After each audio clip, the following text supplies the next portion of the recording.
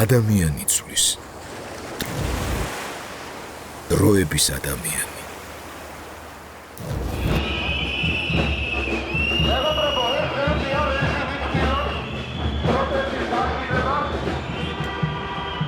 ოცდაოთხი წლის 28 ნოემბრიდან მხოლოდ 7 დღე მაქვს გაცდენილი. ისიც ძალიან ძიმე ავად ვიყავი, თორემ არ ვაცდენ არც ერთ დღეს.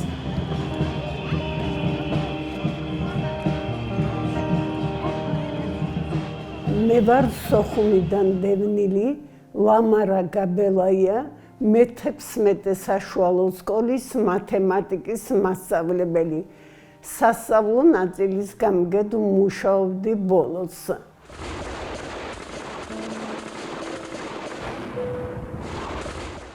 ოთხმოცდათსამეტი წელი ჯოჯოხეთის წელი ჩვენთვის გამოვიქეცით 19 სექტემბერს სოხუმიდან და ძლივს ჩავაღწიეთ წებელდამდე, სადაც მქონდა დასასვენებელი სახლი. მეორე დღეს წებელდაში ერთი კვირის წასულები ვიყავით სოხუმში და იმდენად დამწიფებული დამხვდა პამიდორი, ხეხილი, ყველაფერი, რომ მეორე დღეს მოვადუღე რამდენიმე ლიტრი პამიდორის წვენი. მეზობლები დამცინოდნენ. მე კი მჯეროდა, რომ ჩვენ აფხაზეთიდან არ გავიქცევოდით, მაგრამ მოგვიწია გაქცევამ 27 სექტემბერს გამოვიქეცით ყველანი, მოვდიოდით ჩვენი მანქანით, მაგრამ ეს მანქანა ჩემმა მეუღლემ იქაურ მებრძოლ ბიჭებს ათხოვა და იმ წყობიდან გამოსული იყო. მოვედით ჭუბერამდე. მოსვლა იყო მთავარი, თორემ ჭუბერის შემდეგ უკვე ცოტა ამოვისუნთქეთ. ჩვენ ვხედავდით გზაზე მიცვალებულებს, რომლებსაც პატრონი ტოვებდა, იმიტომ რომ იქ ის ვერ დაასაფლავებდა იმ ტყეში. მთელ ღამეს ვათენებდით დიდი მუხის ან დიდი ნაძვების ქვეშ, სადაც კოცონს ვანთებდით და მშიერ მწყურვალნი მოვდიოდით. ასეთი ამბის მომსწრეც ვარ, რომ პატარა ბავშვიანი ქალი მოდის, დედამთილი და მეუღლე დაეკარგა. ბავშვია. არავის არაფერი არ აქვს, რომ მიაწოდოს. მივუახლოვდით ხრამს.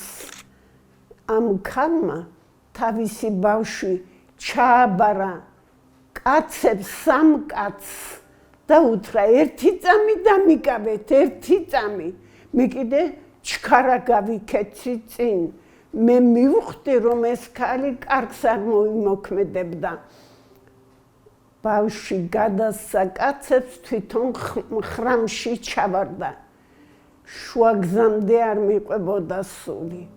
აი ასეთ ხრამში ჩამოყარეს კიტოვან იოსელიანის თვითმფრინავებმა პური, რომელსაც ძაღლსაც არ აჭმევდი, მაგრამ ჩვენ ეს მშიერი ხალხი დავესეოდით ამ პურს.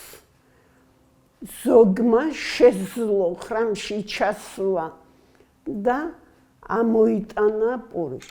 და ჩემმა უმცროსმა 14 წლის შვილმა მითხრა, დედა, ერთ ლუკმას თუ არ მიშობი, მეც იმ ქალივით ხრამში გადავარდები.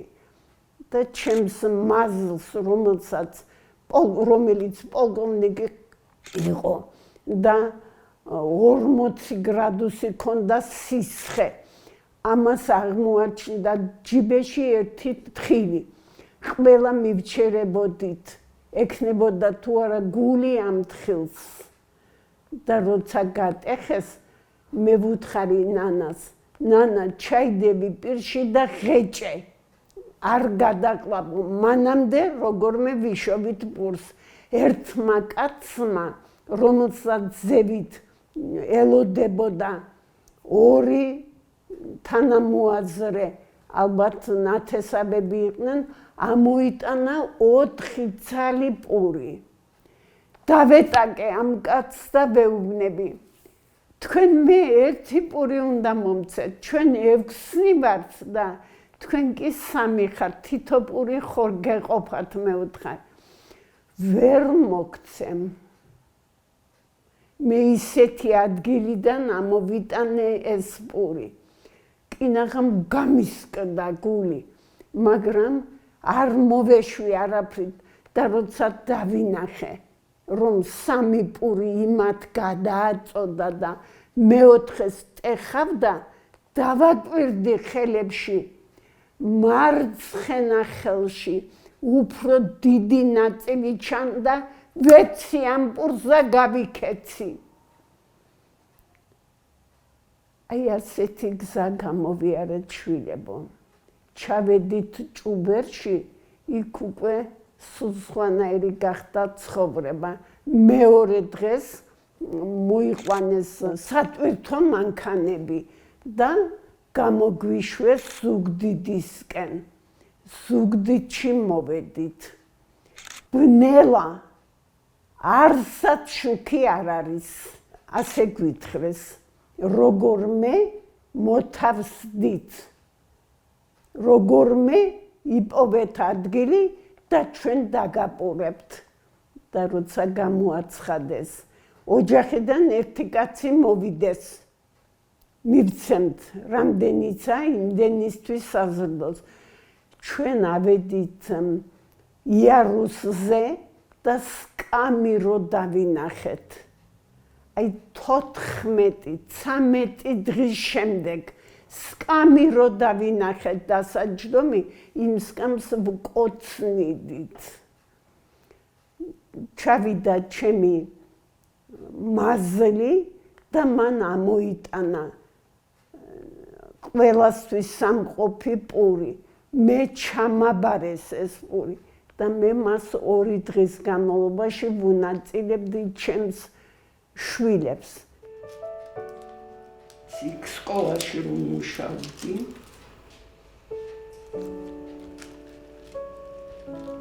ეს მე და ჩემი მეუღლე რომ დავქორწინდით.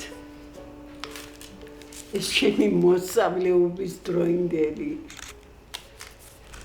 ეს ჩემი ნანა, ჩემი უმცროსი შვილი, ჩემი ყველაზე დიდი სიხარული.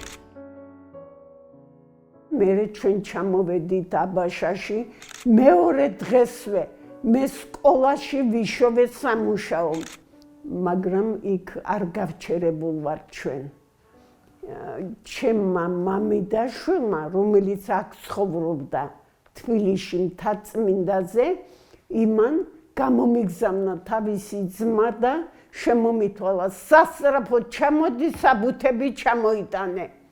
წავედი იმ ღამეს და მესამე დღეს ჩამოვედით აბაშიდან თბილისში, როცა ამაღამად საათზე რო დაჟებოდი მატარებელში, დილით 7 საათზე აქ იქნებოდი. და მართლა გაგვაფორმეს ჩვენ როგორც დევნილები, მაგრამ ჩემმა მამიდაშვილმა 6 თვე შეგვიფარა. ეს ჩაუცმელ და უხურავი ადამიანები შეგვმოსა ტანსაცმლით, საჭმლით, ოთახიც დაგვითმო და 6 თვე მათთან ვიცხოვრეთ. შემდეგ გავაგრძელეთ ცხოვრება, ძლივს ვიშოვე ერთი ოთახი ვაშლი ჯვრის საერთო საცხოვრებელში, სადაც 750-მდე ცხოვრობდა დევნილი და 95 წლის 20 აგვისტოს აფხაზეთის განათლების სამინისტრომ იქ გახსნა დევნილ მოსწავლეთა საშუალო სკოლა, რომლის სასწავლო ნაწილის გამგედაც დამნიშნეს, 3-4 თვის შემდეგ დირექტორი გავხდი და სანამ 65 წელი შემისრულდებოდა, მანამ ვუხელმძღვანელი ამ სკოლას. მერე განათლების სამინისტროში დაიწყეს ისეთი მოთხოვნები, რომელსაც მე სინდისით სუფთა მასწავლებელი, რომ არ ყოფილიყავი დირექტორი და თანამდებობაც არ უნდა მქონოდა, ვერასოდეს ვერ შევასრულებდი. 2013 წელს დავწერე განცხადება და წამოვედი სკოლიდან. ძალიან გამიჭირდა. და იმ დღიდან ვამბობ, ყველა მასწავლებელს უნდა ჰქონდეს იმდენი სინდისი, იმდენი გამოცდილება, იმდენი ცოდნა, რომ შეეწინააღმდეგოს ყველას, უფროსთაგანს, მინისტრსაც კი, ისე კი არა, როგორც დღეს ხდება, ეგერ-აგერ რომ ვხედავთ მასწავლებლებს და განსაკუთრებით დევნილ მასწავლებლებს. ძალიან წყდება შვილებო გული, რომ ჩემი დევნილი მასწავლებლები არც კი გამოჩნდებიან ხოლმე აქციაზე. დღესაც მჯერა. აი რომ სხვან ხვალ შეიძლება აფხაზეთში დაბრუნებაო, ჩემზე პირველი არავინ გაიქცეოდა. მე აფხაზეთში ცხოვრება დავიწყე 1959 წელს, როცა გავხდი სოხუმის პედაგოგიური ინსტიტუტის სტუდენტი. დავამთავრე ის 64 წელს, ჩემს მეუღლესთან ერთად ავიღებ წითელი დიპლომი, რაც ცეცხლმა შთანთქა ომის დროს. რუსების მიერ დანთებულმა ცეცხლმა.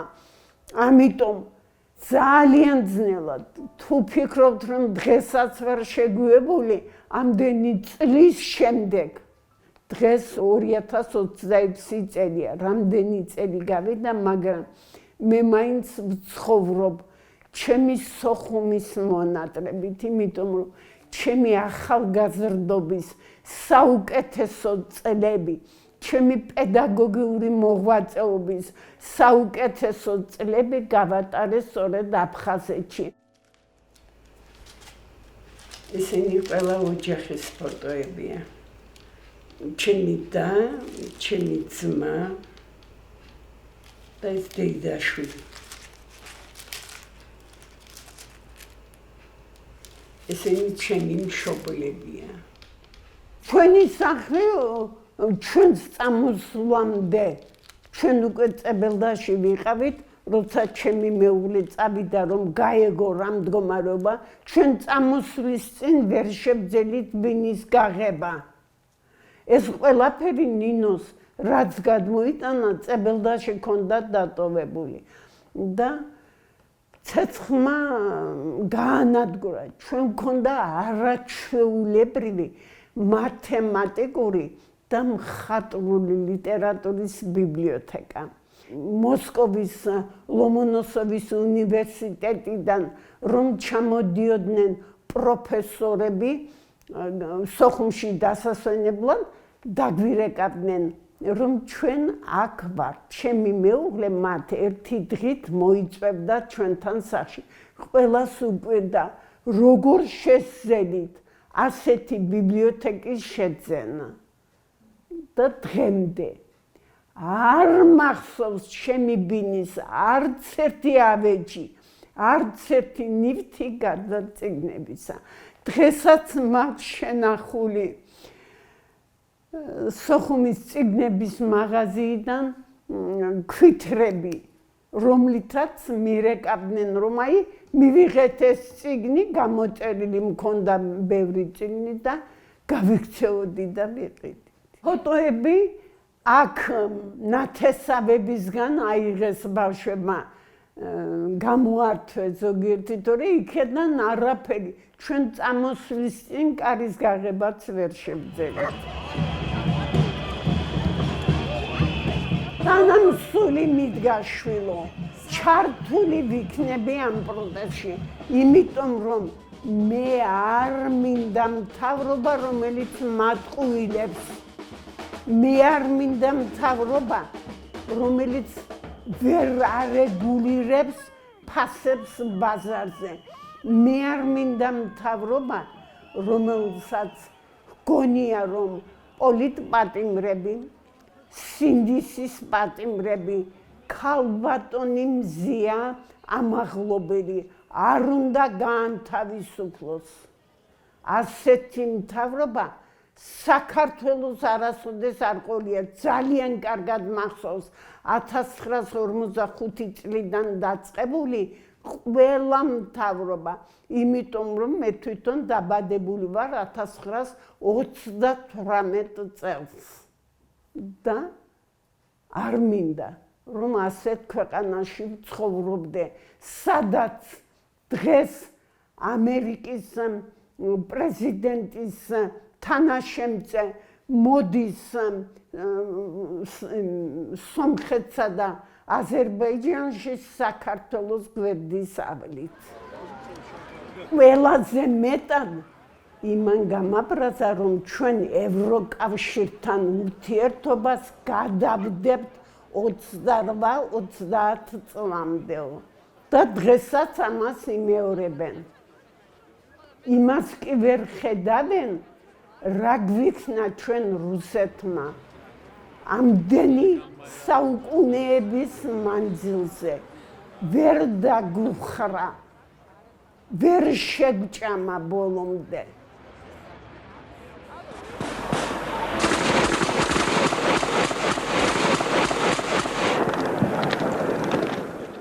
ჩემი თვალით ვნახე, რასაც გვიშვებოდნენ რუსები სოხუმში. არ ინდობდნენ არავის და არაფერს. ჩემი თვალით მაქვს ნანახი აჩადარიდან წამოსული ქართველი ჯარისკაცები. ჩვენი სახლი იყო პირველი აჩადარის შემდეგ ქალაქში და მუხლებზე გადაიმტვრევდნენ მას იარაღს. ეს რაში გამოგვადგება? არაფერში. ჩემი თვალით მაქვს ნანახი, როგორ გადააყლაპეს ახალგაზრდა ქალს თავისი 16-17 წლის შვილის თვალი.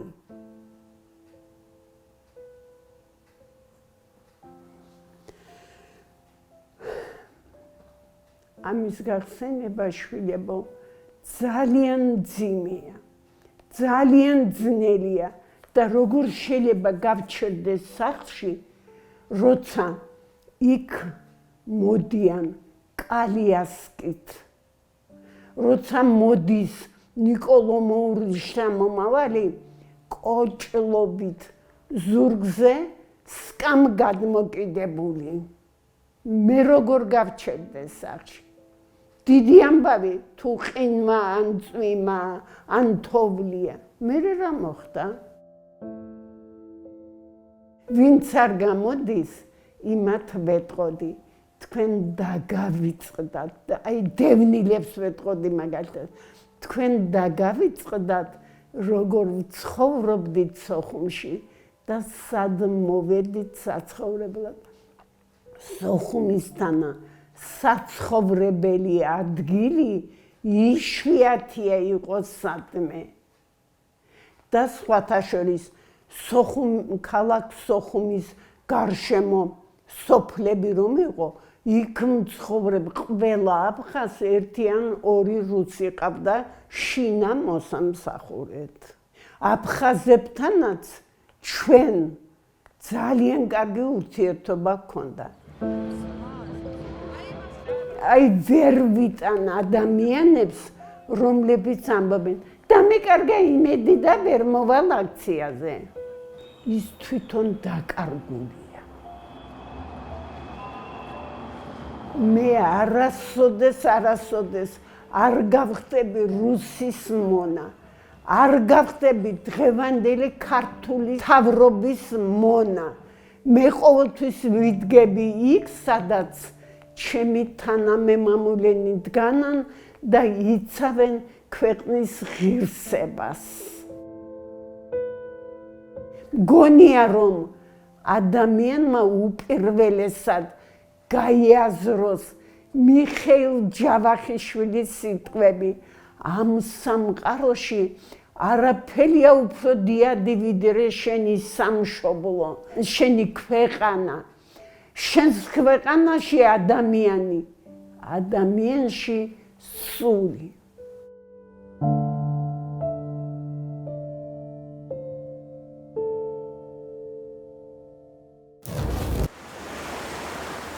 ადამიანი ცulis დროების ადამიანი